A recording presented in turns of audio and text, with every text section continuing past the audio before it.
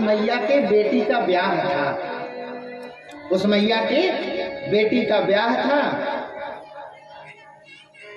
और आज ही बाबा ने अपना शरीर छोड़ दिया। सच्ची घटना एकदम, बाबा ने आज ही अपना शरीर छोड़ दिया। लोगों ने जब कदम तेर जंगल में गए तो जंगल में देखा तो बाबा ने शरीर छोड़ चुके हैं। तो सब लोगों ने कहा भाई बाबा का संस्कार तो किया जाए। तो गांव के लोगों ने कुछ सामग्री इकट्ठा करी, इकट्ठा करके 4 लोगों ने कंधे पर रखा और राम नाम सत्य है, गोपाल नाम सत्य है करते हुए गांव में ले जाने लग गए। आज उस बुढ़िया माई की बेटी का ब्याह था। जैसे ही उसके दरवाजे से अर्थी निकली, उसी समय मैया ने, बुढ़िया माई ने सुन लिया और वो कहने लगी ए कौन चलोगो? तो लोग कहने लगे वो अपने कदम बटेर वाले बाबा थे ना, वो चले गए। अब तो माताओं का हृदय तो वात्सल्यपूर्ण होता है, माताओं को आंसू बहुत जल्दी आता है, तुरंत हृदय द्रवित हो जाता है। किसी भी व्यक्ति का वो दुख देख लेती हैं तो माताएं रोने लग जाती हैं। अब तो मैया रोने लग गई जोर जोर के। बाबा नीचे उतार दे, नेक दर्शन कर लो भैया, मैं नेक उतार दे नीचे बाबा को रख दिया। अब तो मैया बाबा को पकड़ पकड़ करके रोने लग गई और इतना रोने लग गई, बाबा कहने लग गए, मैया कहने लग गई अरे बाबा आज ही मरना है। तो कह रही थी मैया कि आज ही मरना था? अरे मेरी बेटी का आज ब्याह था।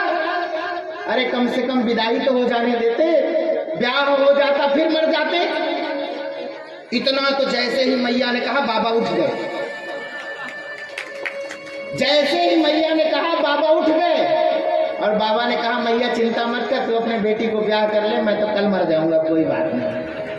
अब बाबा ने सामान सब खींचा, बांस सब लेकर के गए, अपने कुटिया के बाहर रखा, दरवाजा बंद कर लिया, फिर भजन में लग गए और भजन प्रेम से कर रहे। जब उसके बेटी का ब्याह हो गया, विदाई हो गई, सब चले गए, बाबा फिर आकर के उसी में लेट गए और लोगों ने राम नाम सत करके बाबा के शरीर का संस्कार कर दिया।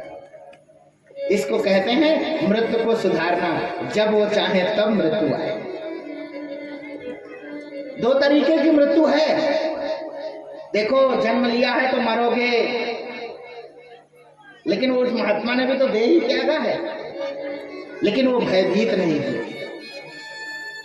वो भयभीत नहीं हुए, बिल्कुल भयभीत नहीं है। मरने से डरना क्यों? मरना तो है ही, तो डरना क्यों? भयभीत कौन होता है? कौन डरता है मृत्यु से? एक व्यक्ति ने प्रश्न किया, उसने कहा महाराज जी हम गृहस्थी हैं, हमारा भी शरीर उसी प्रकार का है और ये जो बड़े बड़े महात्मा जिनको सिद्ध हम सब कहते हैं, इनका भी शरीर हमारे जैसा ही दिखता है। हम जो खाते हैं वो भी वही खाते हैं और हमारे और इनमें अंतर क्या है? इनमें और हमारे में अंतर क्या है भाई? ये भी तो हमारे जैसे हैं। हमने कहा बच्चा संसार में तो दोनों हैं, तुम भी हो और बड़े बड़े महात्मा भी संसार में दिखते हैं, लेकिन दोनों में अंतर है।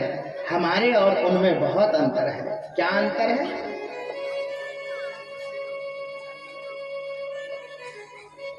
गांव का एक कुआं,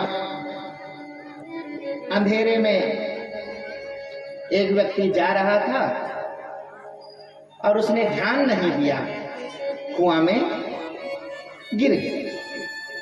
अब कुआं में गिरने वाला व्यक्ति चिल्लाने लग गया, बचाओ बचाओ, मैं मर जाऊंगा, बचाओ बचाओ बचाओ बचाओ। बहुत चिल्लाया बेचारा। एक व्यक्ति ने देख लिया कि भैया कुआं में गिरे हुए हैं, चिल्ला रहे हैं, भयभीत हैं, डरे हुए हैं, तो दूसरे व्यक्ति ने कहा कोई बात नहीं, चिंता मत करो, मैं आया। और उस व्यक्ति ने रस्सी डाली और कुआं में उतर गया। जो कुआं में गिरा हुआ है वो भैया बचा लो, हमको जल्दी यहाँ से निकालो। तो जो कुआं में उतरा उसने सांत्वना दी, चुप रहो, क्यों रो रहे हो, क्यों, हम आ गए ना, अब हम आ गए, अब चिंता करने की कोई जरूरत नहीं तुमको, बिल्कुल भयभीत मत हो, परेशान मत हो, शांत रहो।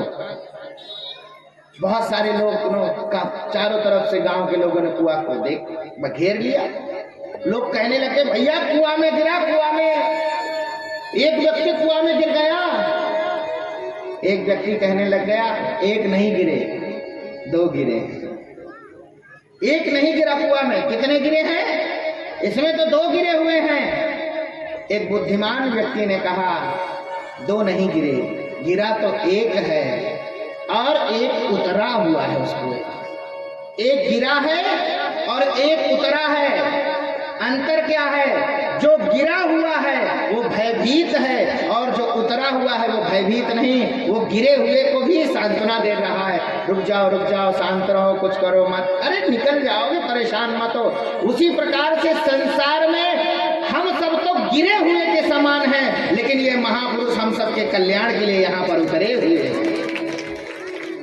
हम सबके कल्याण के लिए यहाँ पर आए, उतरे हुए हैं, इसलिए उनको भय नहीं लगेगा। हमको थोड़ा सा भी संकट हमारे जीवन में आ जाता तो हम भयभीत हो जाते हैं, ये भैया क्या हो गया, ये क्या हो गया। हम आत्माओं को कोई फर्क नहीं पड़ता है, बोले ठीक है राम जी की इच्छा से जो होना है सो होगा ही होगा। इतना ही अंतर है हमारे और महापुरुषों में।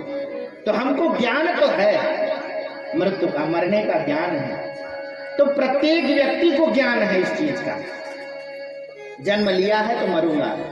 और दूसरा, प्रत्येक व्यक्ति को भक्ति के बारे में पता है। प्रत्येक व्यक्ति भक्ति करना जानता है। भगवान को जल चढ़ाते हो? बोले हाँ। अच्छा व्रत करते हो? बोले हाँ महाराज, हम प्रदोष का व्रत करते हैं, नवरात्रि का व्रत करते हैं, सोमवार का करते हैं, आज शुक्रवार है, लक्ष्मी महारानी का व्रत कर रखे हमने, वैभव लक्ष्मी का व्रत। ये भक्ति है। व्रत करना, उपवास करना, भजन करना, माला फेरना, भगवान को प्रणाम करना, यज्ञ याग आदि करना, ये क्या है? भक्ति। तो ज्ञान भी सबको है और ये भक्ति भी सबके पास है। और वैराग्य, वैराग्य किसके पास नहीं है? बहुत सारे व्यक्ति कहते हैं महाराज हमको तो वैराग्य आता ही नहीं है, हमको तो वैराग्य आता ही नहीं है। वैराग्य आपको लेना है तो हमारे व्यास जी महाराज के यहाँ काशी चले जाओ, मणिकर्णिका में अपने आप वैराग्य आ जाए। जब चिता जलते हुए व्यक्ति देखता है महाराज अपने आप वैराग्य चढ़ जाता है। प्रत्येक व्यक्ति को वैराग्य है। आप कहेंगे हमको तो वैराग्य नहीं आता है, झूठ बोलते हो, आपको वैराग्य नहीं है। जब चार व्यक्ति एक व्यक्ति को कंधे पर लेकर के चल देते हैं और कहने लग जाते हैं राम नाम, गोपाल नाम, भैया कुछ नहीं रखा है संसार में, एक दिन सबको ऐसे ही चले जाना है। क्या लेकर के आया और क्या लेकर के गया? कुछ नहीं है संसार में। ऐसे ही झूठ बोला, फ्रॉड किया, लोगों को धोखा दिया, चोरी करी, डकैती, कुछ नहीं है, सब भुगतना पड़ेगा। लोग उसके पीछे पीछे चले जाते हैं सब कहते हुए, इतने वैराग्य रखते हैं, सब कहते हैं कि नहीं भैया कुछ नहीं ले गया, देखो कितना भरा पड़ा था घर परिवार, लेकिन कुछ नहीं है इसके हाथ में। अच्छा उसकी उनकी पीछे वालों की कोई बात सुन ले तो उनको वैराग्य आ जाए कि अब ये घर नहीं लौटे, में लगता है बाबा जी बन जाएंगे। इतना वैराग्य आ जाता है उस समय। लेकिन जैसे ही महाराज उसको जलाया और फूंक करके उसको आ गए, बहा करके आ गए, भैया चलो अपनी दुकान खोलो, ये तो रोज का काम है।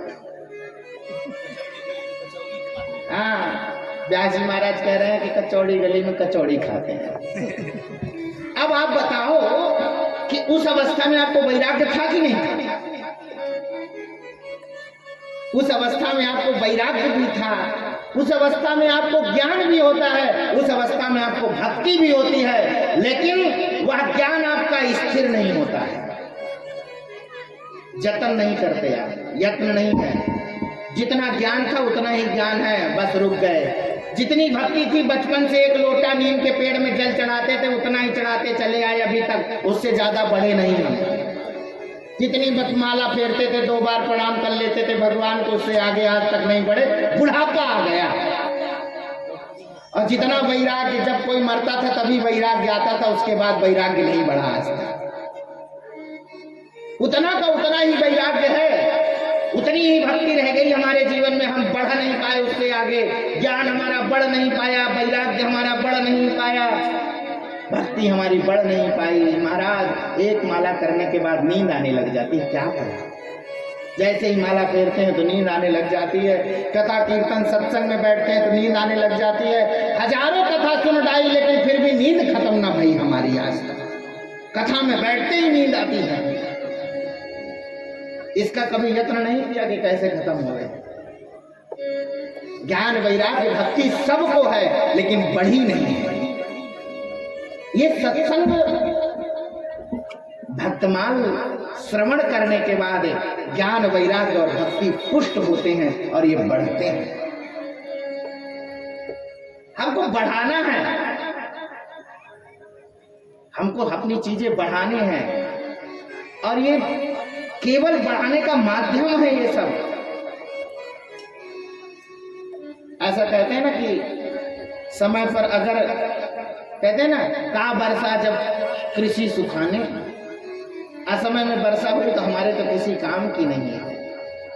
उसी प्रकार से यह सत्संग, यह भजन, यह कीर्तन हमको समय पर हमारे काम कर दे। हमने 22 वर्ष से सुना, हम 22 वर्षों से सत्संग करते चले आ रहे हैं लेकिन हमारे जीवन में परिवर्तन ना आया अभी तक।